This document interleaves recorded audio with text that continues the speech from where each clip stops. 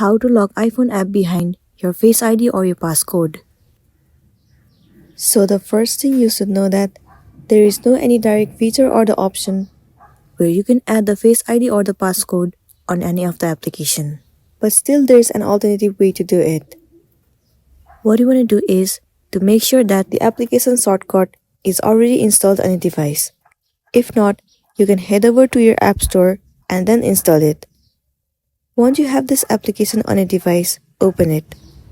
It will land you on this home page.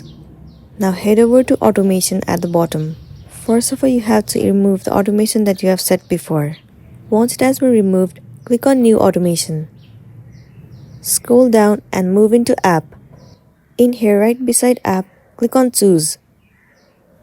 Now you have to click on the applications that you want to add the Face ID or the passcode. After that, click on Done at the top right corner. You have to choose Is Opened and then select Run after confirmation. Once it's done, click on Next at the top right corner. Now click on Start Timer. In the duration, you have to select 1 second. And then click on Done. Now the last thing you want to do is head over to Clock. Move into Timers at the bottom right corner. And then click on When Timer Ends. Scroll all the way down and click on Stop Playing. After that, you have to click on Set at the top right corner. Now you have to make sure that you already have set the Face Lock ID on your lock screen.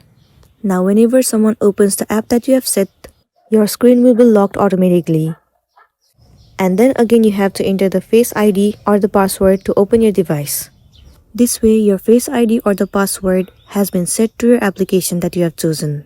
So that's all for today, and this is simply how you can lock apps behind your Face ID or the passcode. Make sure to smash the like button and consider subscribing if you found this video helpful. We'll see you in the next one.